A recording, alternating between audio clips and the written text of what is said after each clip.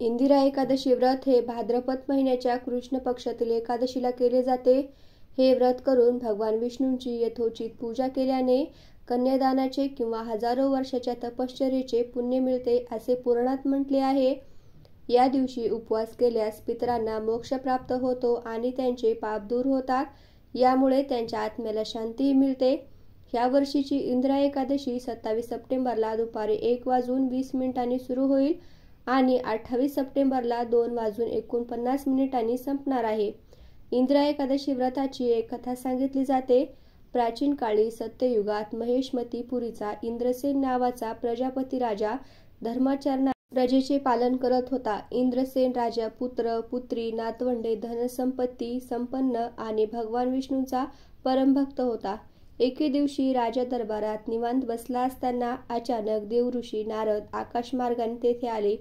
त्यांना पाहताच राजाने उठून त्यांचे स्वागत केले आणि यथासांग पूजा केली। त्यानंतर इंद्रसेन राजाने देवऋषींना आगमनाचे कारण विचारले। तेव्हा नारद मुनी म्हणाले की हे राजन, माझे बोलणे तुला चकित करणारे आहे।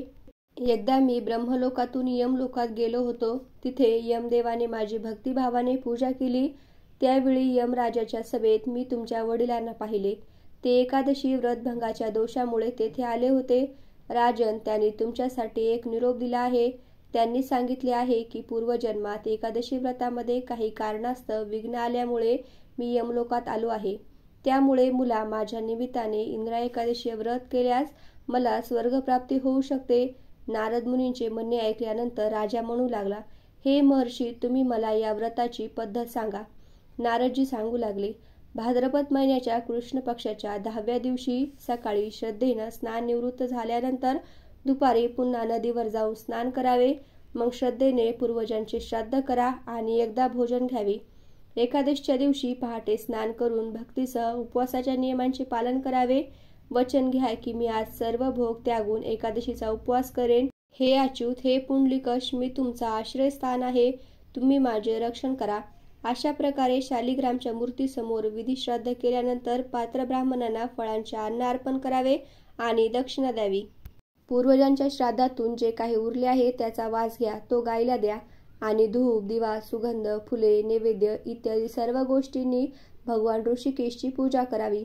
रात्री देवाजवळ जागरण करावे। त्यानंतर द्वादशीच्या दिवशी सकाळी परमेश्वराची पूजा केल्यानंतर ब्राह्मणांना भोजन द्यावं।